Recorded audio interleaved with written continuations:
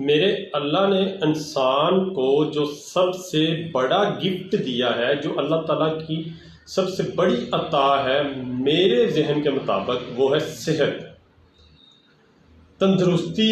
اور صحت۔ تندرستی ہزار نعمت ہے۔ آپ صبح سے لے کر شام تک اگر اپنے سر سے لے کر پاؤں تک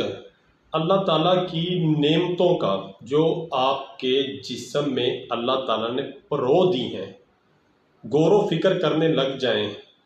تو آپ کو اس چیز کا احساس ہوگا کہ جتنی صلاحیت، جتنی احسن ترتیب سے اللہ تعالیٰ نے انسانی وجود کو ترتیب دیا ہے، دنیا میں، کائنات میں کسی وجود کو اتنے احسن طریقے سے نہیں بنایا گیا۔ مثال کے طور پہ اگر آپ جان لیں، آپ کے منہ میں روزانہ ہزاروں جراثیم پیدا ہوتے ہیں جو آپ کے دل کو کمزور کرتے ہیں، لیکن جیسے ہی ہم لوگ تیز تیز واک کرتے ہیں، جوگنگ کرتے ہیں، منہ کھلنے کی وجہ سے، تیز تیز سانس لینے کی وجہ سے وہ جراثیم منہ میں ہی ختم ہو جاتے ہیں اور ان کا کوئی بھی برا اثر دل تک نہیں پہنچتا اور دل ان جراثیموں سے محفوظ رہ جاتا ہے۔ بہت پیاری اور دلچسپ مثال، جیسا کہ پہلا جو کڈنی ٹرانسپلانٹ ہے، گردہ جو ٹرانسپلانٹ ہوا وہ 1950 کے لگ بھگ ہوا ہے، لیکن وہ جو گردہ باہر سے لگایا جاتا ہے اس گردے کو جسم میں فٹ کرنے کے لیے اللہ تعالیٰ نے دونوں گردوں کے درمیان اس کی جگہ آج ہے ہزاروں سالوں پہلے ہی جسم میں بنا دی ہے۔ ان دونوں گردوں کے درمیان اس گردے کو رکھنے کی جگہ اللہ تعالیٰ نے آج سے ہزاروں کروڑوں سال پہلے ہی جسم میں بنا دی ہے۔ پہلا بائی پاس 1960 میں ہوا ہے،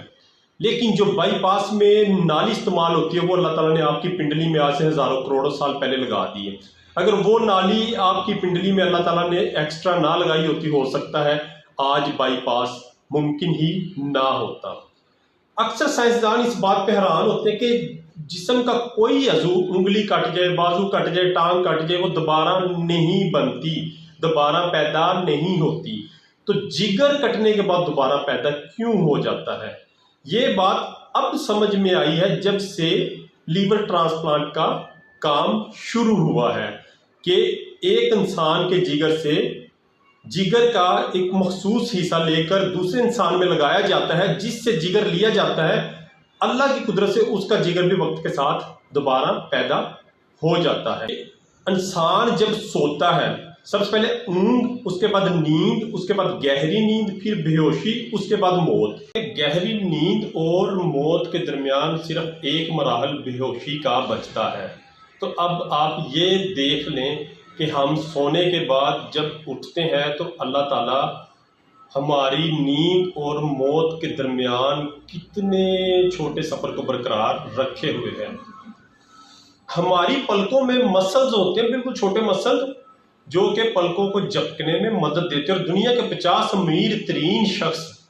وہ اپنی پلک جھپک نہیں سکتے، اور وہ ہزاروں لاکھوں کروڑوں ڈالر دینے کے لیے تیار ہے کہ ان کی پلک عام نیچرل طریقے سے جھپکی جائے۔ کان کے اندر، انسانی کان کے اندر کبوتر کے آنسو کے برابر مایع ہوتا ہے۔ کبوتر کا آنسو بالکل معمولی سا، اور اس مائع کا کام یہ ہے کہ وہ انسان کو سیدھا چلنے میں مدد دیتا ہے۔ اگر انسان کے کان میں وہ کبوتر کے آنسو کے برابر مائع موجود نہ ہو تو انسان 2 قدم بھی سیدھا نہیں چل سکتا۔ آپ یہ دیکھ لیں کہ اللہ تعالیٰ نے اس انسانی وجود کو کتنے احسن، کتنے خوبصورت انداز میں اس کی تشکیل کی ہے۔ دنیا میں کسی بھی وجود کی اتنی خوبصورت تشکیل نہیں ہے، تو پھر بھی ہم لوگ اللہ تعالیٰ کی نعمتوں کا شکر ادا نہ کریں تو یہ ہماری ہی بدقسمتی ہے۔